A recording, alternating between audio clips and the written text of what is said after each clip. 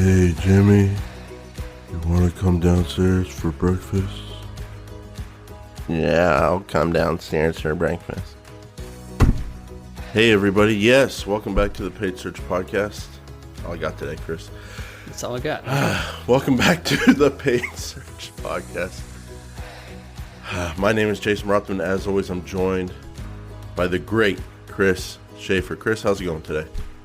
I just discovered looks like a My Little Pony shoe in my back pocket, Jason. One of my wonderful children slipped this into my back pocket at some point this morning, I guess. And I was like, what is that in my pocket? I just pulled it out. That's the life we're living nowadays.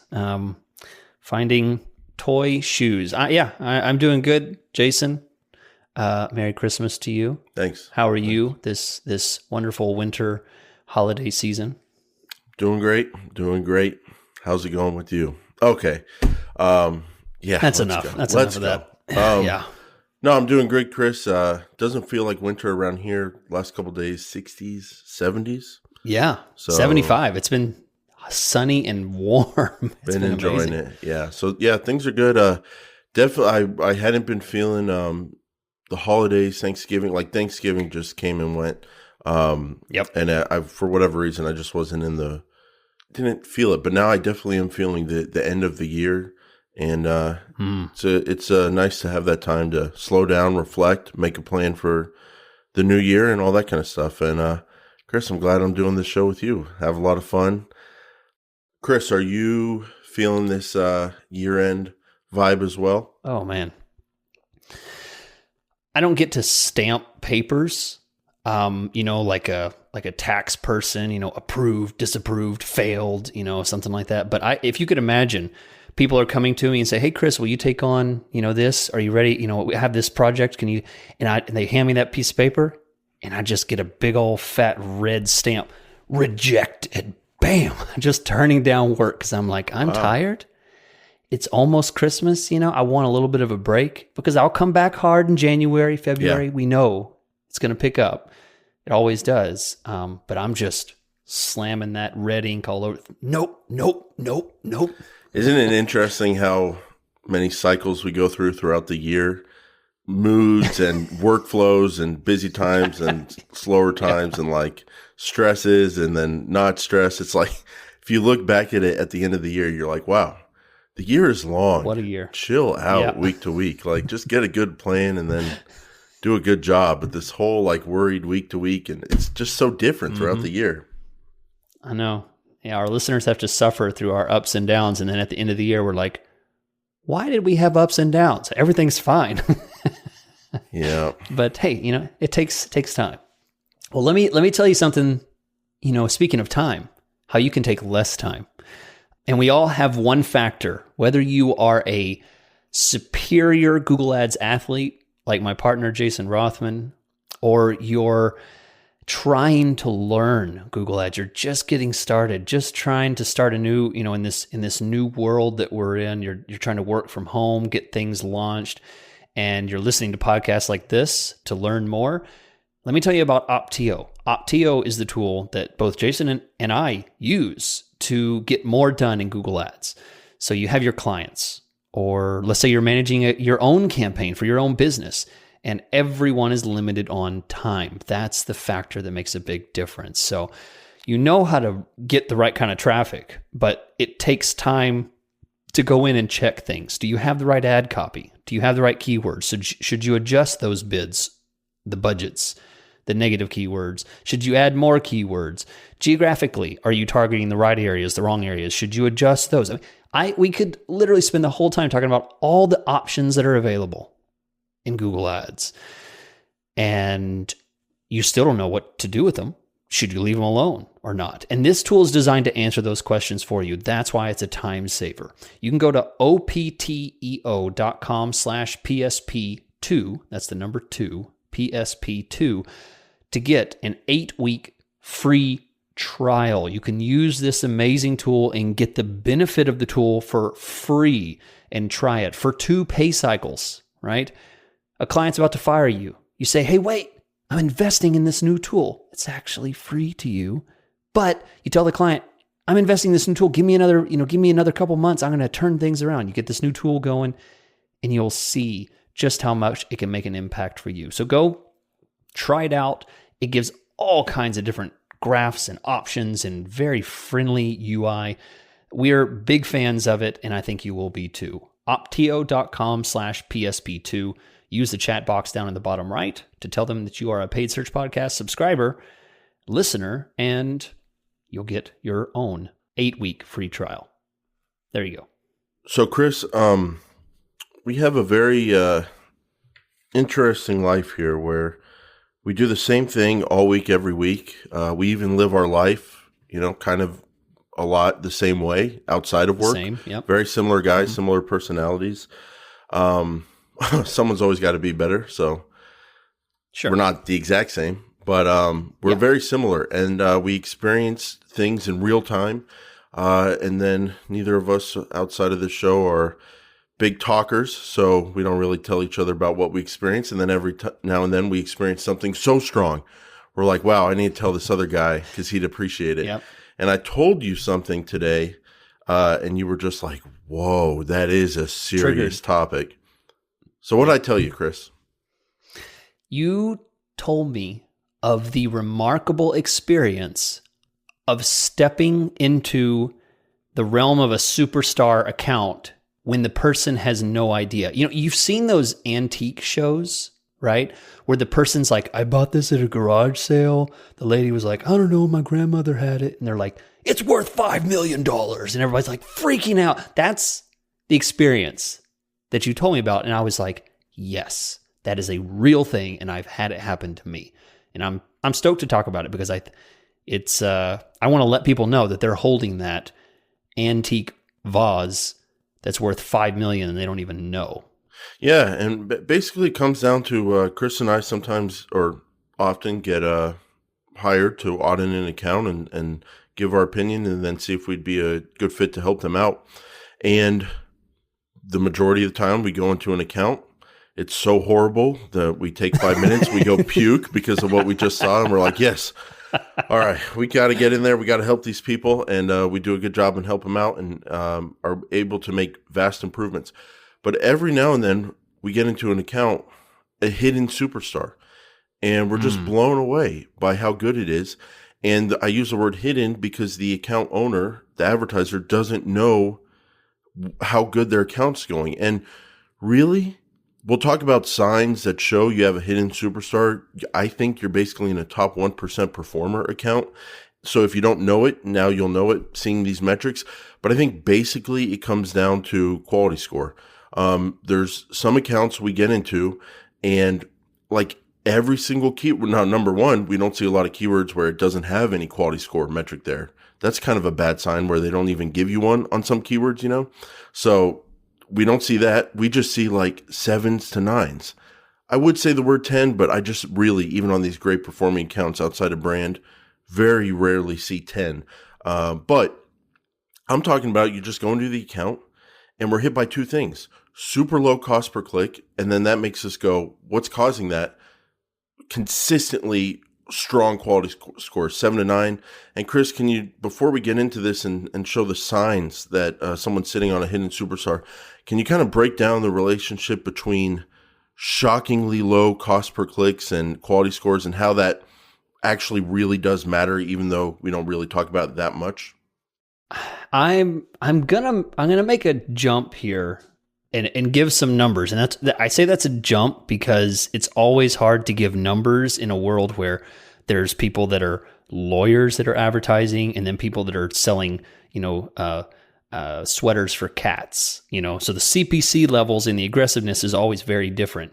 But I'm going to say, if you're running a search campaign that's targeting low funnel, and what I mean by that is someone who is a very qualified search, and you're paying, I'm going to say less than $1, you're eligible for this status. I think shockingly low means like shockingly low to say that you're definitely in this area. I mean like 20 cents. I want to say that's way out of line to say. I want to say that is, you shouldn't be saying that because there are so many accounts. But I'll tell you, I was in a moving industry related account where I had this kind of epiphany for the show. I'm talking about not movers near me, but a industry that's close to it, part of the moving business. They were getting clicks for like $1 to $3 and search clicks deep in the funnel. And I've never seen that for like a moving industry related campaign. There you go. These, the service they offer, I mean, this is thousands and thousands of dollars of revenue. And you would guess that the cost per click would be $12, $15, $20, $30, $40. They're getting cost per clicks from $1 to $3. And that's only possible with quality scores of 7 to 9 or 10. Yeah. Yep. That's it. I mean, we're already hinting at, what an account looks like. And I mean, while we're doing it, I was going through my MCC here and kind of looking at accounts that I've worked with in the past, that fit this bill. So I'm going to use real world examples, kind of to tell you guys what it looks like. Jason's going to give some examples, and we're going to describe, are you holding this superstar account and you don't know it? Maybe you can even decide you don't have one, but what does it look like, and how can you mimic that? How can you possibly accomplish that? And I think you'll be surprised, as everyone is that listens to the show, at the simplicity of what that actually looks like. And it's good news. That's the message we're saying. It's good news. It's not bad news. We're going to be sharing good news about what these winning accounts look like. And Chris, that quality score focus, the low cost per click, the way they're tied together, it's by ad rank. Ad rank determines if you show up on a search and then where you show up. The higher the ad rank, the higher you show up compared to other advertisers. Ad rank is made up primarily of your bid times your quality score. So the higher your quality score, a little simple algebra here, the higher your quality score, the lower your bid has to be to get a high ad rank. And so that's the kind of magic of the system. And it's one thing to say that in theory, like we've talked about on the show. You can look at videos online about ad rank and quality score, but it's a whole different thing to actually see an account get cost per clicks that are a quarter or a fifth of what other advertisers are able to get. And I mean, that leads to massive business profit. So Chris, when we see these across the board high quality scores leading to super low cost per click campaigns, the superstars, let's start going through some of the signs we see, some of the patterns we see that allow these accounts to get to that level. So go ahead and kick us off here.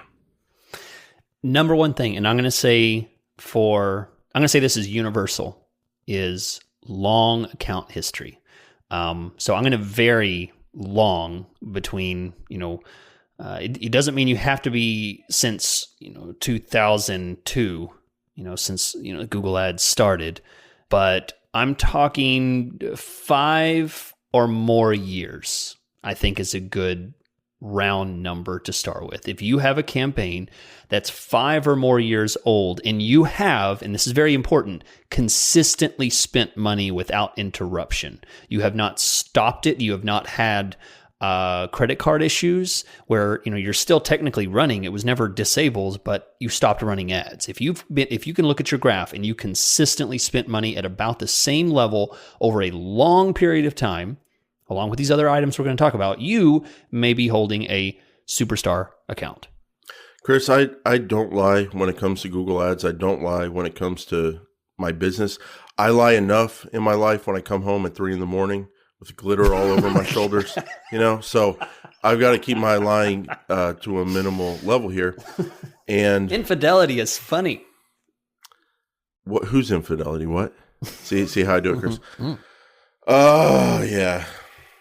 It's a damn glitter. So, Chris, I don't lie when it comes to Google Ads. And my point that I'm trying to make is when clients say, hey, we're busy, I want to stop advertising because we have a full calendar.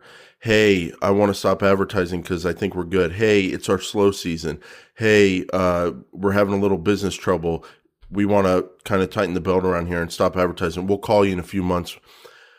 I'm not trying to get you to keep advertising so I can make a super small, tiny fee that's prorated to a new service level of a very small budget, or like I'm trying to help you. So I try to tell my clients like, hey, there are some massive benefits to, you want to stop advertising? You're going to come back in 3 months? All right, don't stop. Spend 10% of what you usually spend. Run on 1 day a week instead of 5, but just don't turn off your campaign. Because when we see these accounts that run continually for years and years and years, there's something magical that happens with them. And I don't know if it's in the keyword quality scores. I don't know if it's in the account quality score that we can't see unless you're using some kind of script or something like that. But something happens and it seems like those accounts get credit. Makes sense from a business angle, like reward people that are good to you, it just makes sense. And man, it's a real thing. I can't put a number on it. We can't tell you, here's the documentation on it, but it's a real thing. You run for years and years and years steady, you're going to get some kind of quality score ad rank credit, and it can really produce. Also, with me, Chris, that's the number one common thing I see. Years and years, uninterrupted spend. I would love it if it happened on the same campaigns. It's probably better to run on different campaigns if you change things up over time than pausing the account overall. But beyond that, it's probably better to run continually out of the same campaigns if possible. Would you agree with that? Yep. Yeah, definitely. And we'll get to things that are a little less universal, but this thing absolutely is universal. Long account history. And then the second one that is absolutely universal is high quality scores. Now, this one's a little different because you can have long account history and long time continuous spend very easily by just never stopping your accounts. But getting high quality scores, this requires a bit of understanding of Google Ads and not just rigging the system. This isn't people that are packing their landing pages with the right kind of keywords. They're not strategists. They're very good marketers and they understand what they're trying to get. So I would say it's much more of an organic.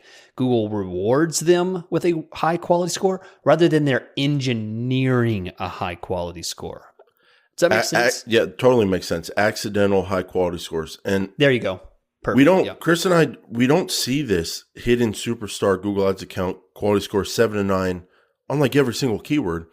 When someone goes, yeah, I've been doing Google Ads for 10 years. I'm a marketer, blah, blah, blah, blah, blah. We hear people like, hey, we're not very tech savvy, Jason. We want you to come in and work on this account. We just know we're getting leads, but we haven't touched the account for a long time. And we just focus on our cost per click and our ad copy. They don't even know what the quality score column is. Exactly. So that's a very important point you make, Chris. It's not you got high quality scores because you tried. It's you got high quality scores accidentally because you just used this system absolutely perfectly the way it was engineered to benefit businesses and customers searching and Google and everyone involved. Yeah. And sometimes, to tell you the truth, sometimes some companies may not be eligible for this simply because of the way they have to reach customers. If you are inside of a niche, you're advertising to chiropractors that want to use a specific SaaS program that runs on Windows. Good luck. I mean, it's not going to happen because your precision of keywords is so precise that it's going to be very difficult for you to achieve good quality scores because you're being so specific with your keywords. You're going to be forced to use exact match and long tail phrase and stuff like that. So the point is, sometimes it really has to do with your business, and very upfront, customer-facing type of businesses are much more eligible for this than others. All right, Chris, you wrote down positions are high. This is not one I wrote down. So what does this mean to you? This is really a symptom to secondarily qualify that you have high quality scores.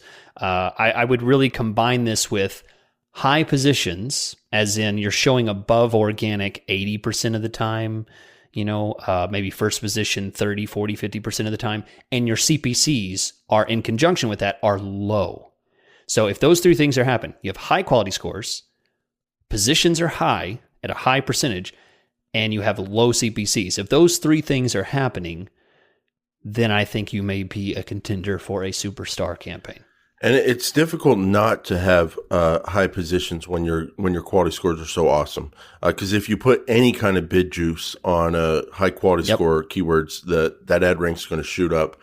And by the way, we're kind of giving people like clues to go look for in their account if they didn't know they were running a superstar account. And I guess I just have to throw this out there. be very, very careful.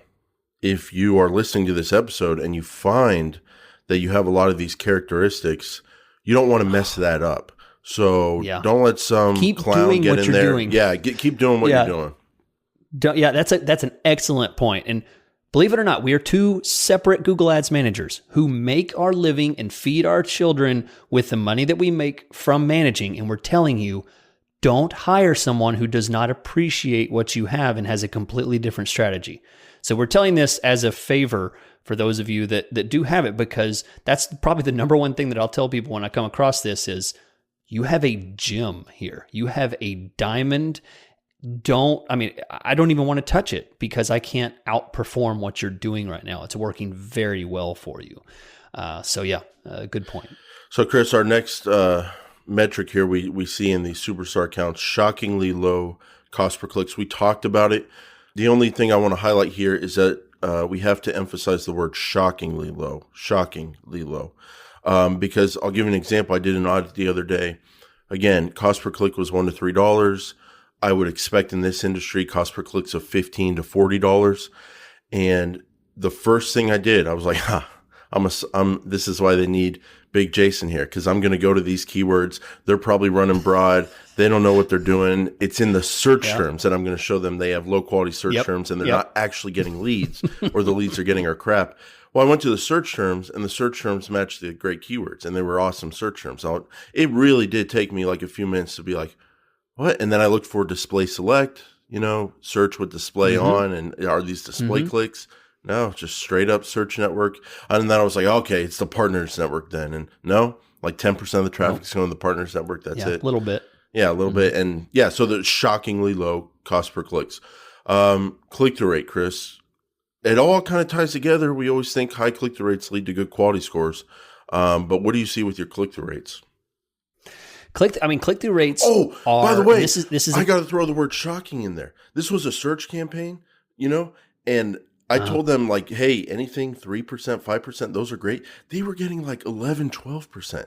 Yep. There you go. Yeah. Shockingly high. Yeah. Yeah. Let me give you an example. So I'm not going to put you on the spot because I don't know if you've ever worked in this industry, but I'm looking at an account right now that's in the car transport service. Okay.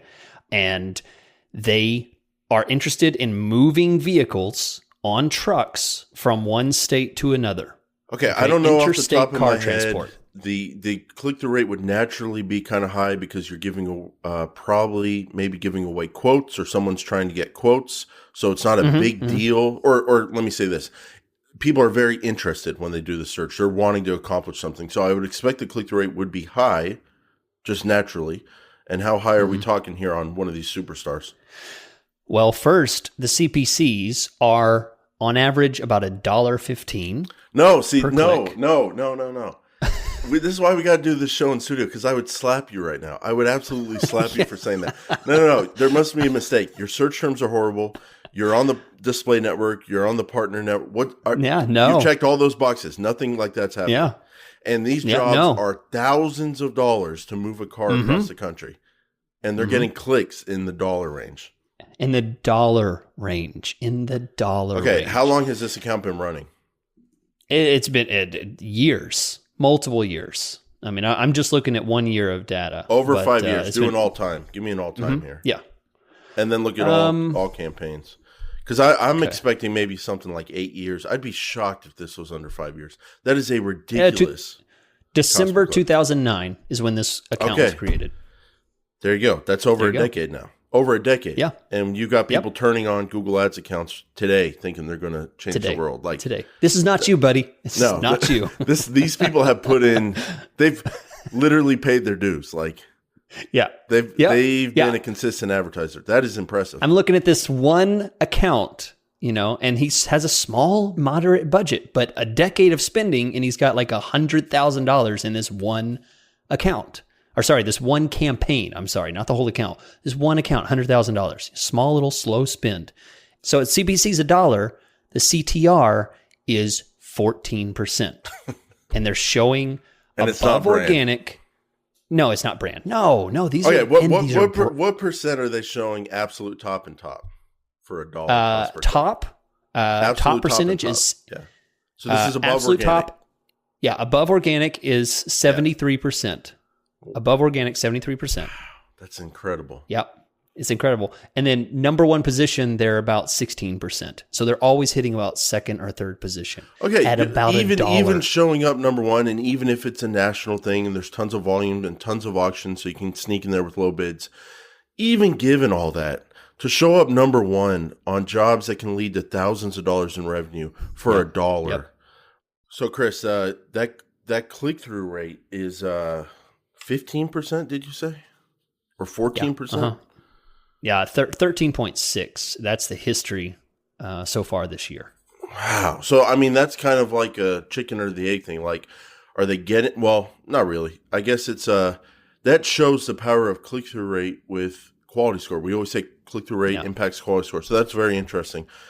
This episode has to be full of just like, I don't know, heads up to people and stuff like that. Because like another thing I want to throw out there is like, don't feel bad if you don't accomplish this in your account. Yeah, because we're freaking out.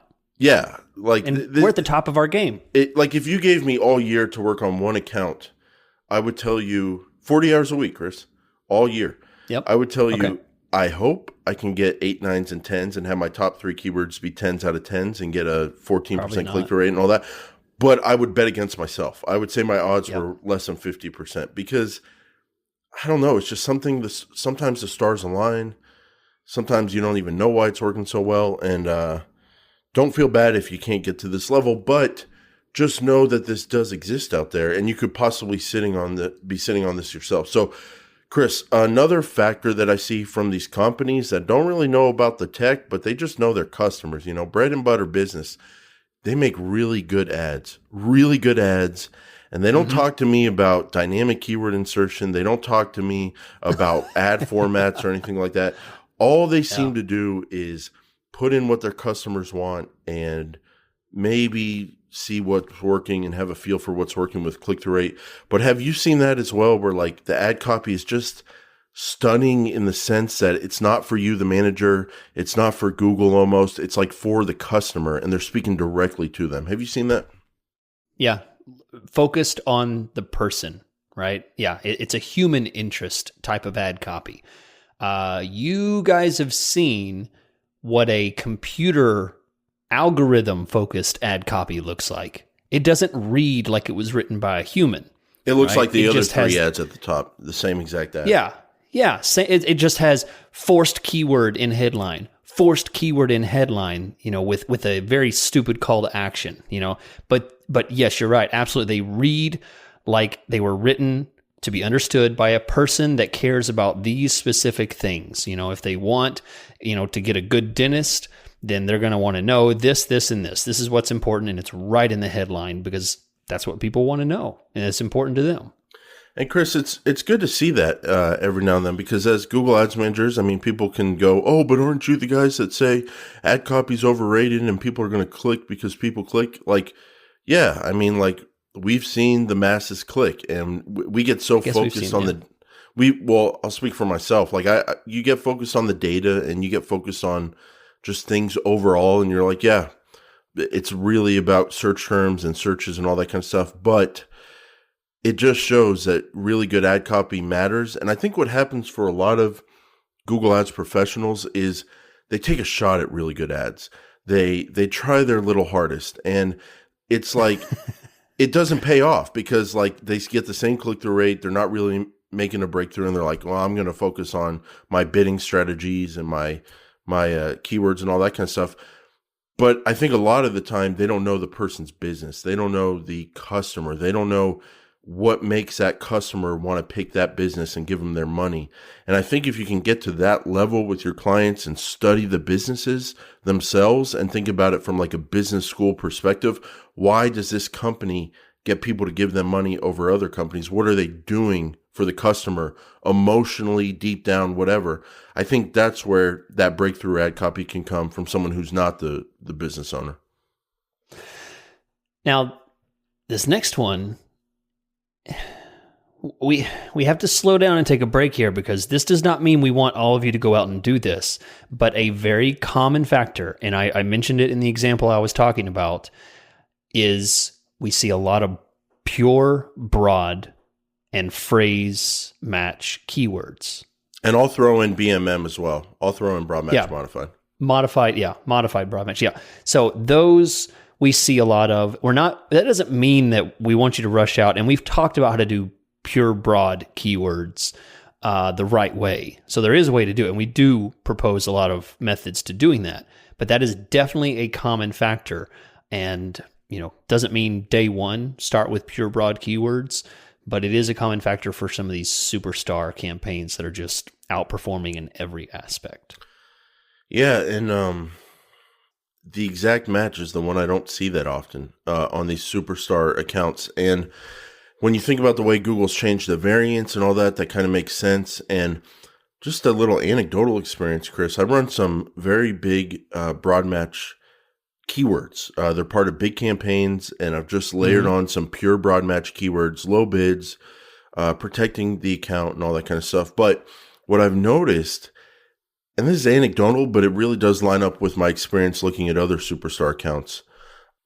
Sometimes it seems like pure broad keywords can get a nice quality score, like a real nice one. Oh, Have you ever had that experience? I'll tell you, this is for another discussion because we need to have the swear button ready for this. But and you are the swear button, really, so how can you do the swear beep and swear at the same time? Slap me on top of the head and I'll make you the sound. You can tell me what word you want me to say, and then I'll say it, and then you can beep it. No, too much time. Automated campaigns with pure broad keywords will have better quality scores than somebody who's trying to force a very precise phrase match, exact match type of thing. That doesn't mean that I don't try. And sometimes I have winners, but there are times when a campaign will have better quality scores. That doesn't mean they're successful. They may get absolute crap traffic, but I'll tell you what, they're getting super low CPCs, great quality scores, great click-through rates for people that want to buy cat sweaters, Okay, now we're getting into the last couple here. So these aren't universal. These aren't things that I think are true for everyone. But I see a common thread of not a lot of keywords, not hundreds and hundreds of keywords, but a smaller amount than you would expect. That's common for me, Chris. That when I see these superstars, very common. And it's that Google recommendation like, hey, pause these keywords. They're not getting any traffic. They're just causing clutter. We think you can manage it better if you take them out. That's basically what it seems like they do. And there's not a whole lot of fat just sitting there on those campaigns with keywords. Not a lot of, not one keyword, not 7, but not like ad groups with like 50 or 200, not campaigns with like thousands. Yeah. Yeah, absolutely. Absolutely. And this is important. This to tag along with not having a ton of keywords. The campaign I've found that I've seen, the clicks are very evenly distributed across many of the keywords. There's not a heavy amount, 80% of the spend is going to 2 keywords, and the rest are splitting that 20%. It seems to be pretty evenly distributed through, the top 15, 20, 30 keywords are getting, most of the traffic, and then there's some scragglers from there. But, the most keywords, most traffic is going to maybe the top 10 rather than the top 1 or top 2. I don't know how you engineer that, but I do see that that's a common factor. Having PTSD in my head of clients like calling me and texting me and emailing like, I don't see this keyword in our account. Hey, okay. So here's my choice as a manager, Chris, dealing with crazy people. All right, I'll add the keyword, and then I get a crazy person to leave me alone for a little bit. So that's what I do. It's very easy, human to human wise. It's very easy. But then it sits there, it clutters up the account. It's not a beautiful superstar account like this. And I know myself and maybe other Google Ads managers would just have a better shot at these superstar accounts if we just took the action to prune some of these keywords. And it's a very hard thing for me to do. I like collecting good things. I like collecting good keywords. So why would I want to turn a keyword off? It doesn't make sense on a surface level. I want to show for that search. But if you open up your mind to potential superstar accounts, if you open up your mind to looser variants and, hey, you're still going to show up on this other search that's basically the same thing, this other keyword. I think getting over that mental hurdle of I mean, when's the last time you just went through an account and like paused like 20 awesome looking keywords? I don't do that. Like, that's hard to do. It takes time to find them. You like seeing them there. It makes you feel good, but I should start doing that more. Yeah, it even hurts to pause a keyword that's in the top 10 that had 0 conversions. And I'm like, there's still hope. Right. Maybe it'll be a winner. I go back and immediately check, what's it done in the past year? Maybe it can redeem itself back in January. Maybe it did really good a year ago. But yeah, it's hard to do. It'd be so much easier. It'd be so much easier if that keyword just had like a barcode number and it just had the data associated with it. You'd be like, yeah, that one sucks. Pause it. As opposed to seeing this beautiful moving companies in my area, exact match, high bid, and you're like, how could that not work? But sometimes it doesn't. Yeah. Okay. One quick little top, and then I have a special announcement for you guys. This is something that, again, kind of hurts, but campaigns that are superstars don't change accounts or change their campaigns over and over again, right? I know, but I'm a very, very smart person. And if I apply my smart person smarts to this account, I can only help it. So I'm going to get in there not every day. I'm going to get in there not once a day. I'm going to get in there every hour, depending on how the last hour went and how I feel inside.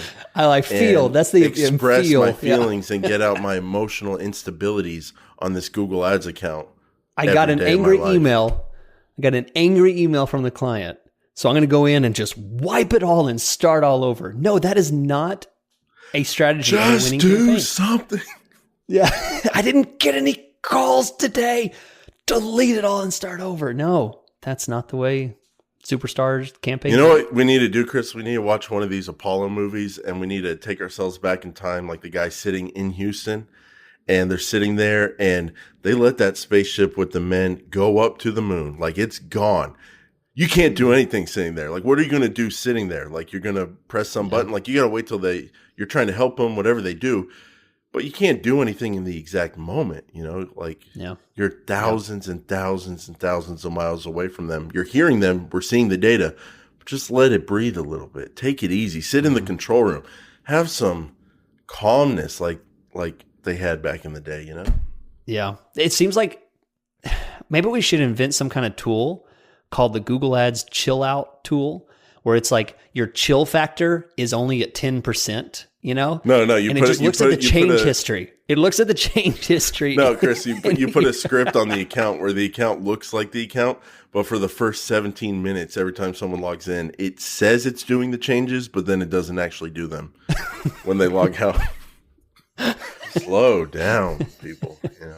Easy, yeah. Like we were saying at the top of the show, it's a long year, Take it easy. Yeah. Yep. Yeah, you got lots of time. I'll tell you what you don't have, though, is lots of time. Time is running out.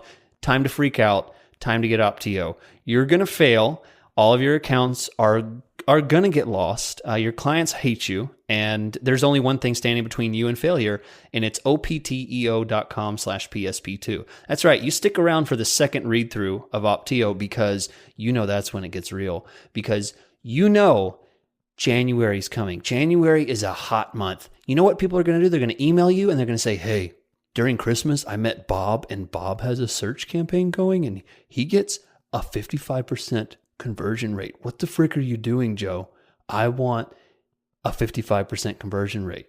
That's right. You need to get Optio because you need to kick Bob in the face and let him know he's got nothing on you. So sign up for an 8-week free trial now. Okay, Chris, so we got a few more knockout, and then we're going to jump into the Patreon after show. So, simple campaign, ad group structure. I mean, basically, we don't see... I saw an account the other day, Chris. It had like 14 campaigns, but they made sense. They were for different states. Okay. One state at a time. One was for display. Like, it made sense. And then ad group structure, I think we're kind of on track there with the way we always kind of preach the themed ad groups, as few ad groups as makes sense. That's generally what we see. I've never gone into an account and seen like single keyword ad groups or like 50 ad groups or 100 ad groups or even Oh, that's 30 to 50 and been like, oh, wow, all these quality scores. No, never happened. It's always like a tight, maybe 7 ad groups, maybe 3, maybe 10, but themed, maybe 15, but themed, as few as possible. Yep. That's it. What are those Venn diagram things where you have the Skagger ring here? Yeah. And then you have the superstar account here. Oh, yeah. And there's no overlap, right? Oh, yeah. There is no touching of those two circles. You know what we call that in the business, Chris? Good pod. That's good pod right there, where you're drawing imaginary things with your fingers on audio. Good pod, buddy. Can you guys see that with my fingers? I made a circle with my fingers, and I did not touch them. Nah, Chris, your wisdom is so strong it cuts through the audio visual dimensions, and people can see what you're talking about. Conversion tracking, analytics, metrics are great. Those were both some of the great Chris Schaefer editions. What do you mean by those? So first of all, they have conversion tracking. Okay, if you don't have conversion tracking, you're not. Hey, on your way buddy, to a superstar. that's a really strong point you got there, Chris. That's a good point. I've never been in an account seen no conversion tracking and seen high quality scores. So I think that's a good point. They've taken the time, and by the way, when you pop open that conversion tracking segments, they actually have like different kinds of conversions, like calls from website, this lead form, that lead form. Just, it's not that hard, but just good conversion tracking. Takes time. Takes a little time, but it doesn't have to be like the most insane conversion tracking, but it's like solid. How many leads are we getting? Yeah. And then last, this is more of a result of you doing all these other things, is your analytic metrics look great. You have a low bounce rate. You have a long time on site on average. That's because you have a solid source of quality traffic coming from Google Ads. And then paired with that, like a wonderful wine and cheese, you have a great informative website. Did you hear me? I said website. Wow. I didn't say frickin' landing page. I said website, because I am going to stand on this hill and I will die on it to say I'll be there with you, buddy. I'll be right there with you. That's right. Your landing page sucks. That's it. You don't like it? Going to go back to like episode 50. Unsubscribe. Chris, the only thing I love more when you tell people not to listen is when you tell them unsubscribe. That makes me happy. Yeah. Again, good pod. Don't just pause this and stop it. Freaking delete everything off your phone. No, you're right. You're right, Chris. I mean, think about your own life. Like before the show, we were talking about how much. I don't know, man. Will I ever be the 2016, 2017 Jason again? Because there's so many things I want to say. No so way. Many ways I want to say things. This show would be so much more fun again. Like no. You're a father now. You're never going back. No, it's not happening. It's also a different world. Every day it's like, man. I guess it's the same around here. Breaking up was easy in the 90s. It's easier now. You just text. I think. But you got to see pictures you don't want to see. Trying to let you go. Girl, you're everywhere but behind me. I bet breaking up was singing, easy in the 90s. So that's it. No, that's Chris, what patrons get. If you want to hear singing, that's for the money here? payers. I don't even know. It's getting loose. We were talking about how much, and then I was going to do some epic cursing. I mean, they would make you severely uncomfortable. That's behind the paywall. Those pre-100 episodes, those are behind a paywall. Man, if you want to hear that, I would make people cry verbally right now. But we were talking about how, whatever I was going to say, expensive cutting trees down is, because I have that service right now. And you had told me you have the same experience. So I was just thinking, think about our own consumer experience. When we're thinking about hiring a company to come on our property and have to deal with them, and then, what if they do the tree falling down wrong and it hits our house, and are they a real business, and do they have insurance and all that kind of stuff? And I want to see past work, and I want to know who they are. As consumers, when I go to a squeeze page, I just bounce off. I'm not your, again, I could just curse all day. There we go. But I'm not your little data point. I'll leave it that way. I'm not here to just fill out forms after seeing stock images. Like I want to know who that company is. I want to read about them. And you get that consumer experience from an awesome website. So I'm there with you on the website landing page. It's a person. It's a person. It's not a data point. It's not a robot. It's not a statistic. It's a person. So, yep. Hey, fight me. Fight me. Send me an email. Let's fight. All right, we're going to jump into Patreon, where we act nicely to people that give us money. And if you want to join us there and be spoken to kindly, you can pay your dues and join everyone there. So, and if you don't, this is the end of the road for you. Bye.